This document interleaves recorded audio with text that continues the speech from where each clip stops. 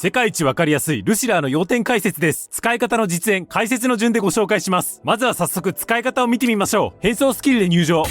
共鳴スキル長押し、共鳴解放。退屈な相手ね。消えなさい。刻み通常攻撃長押し、このすべて音外スキル、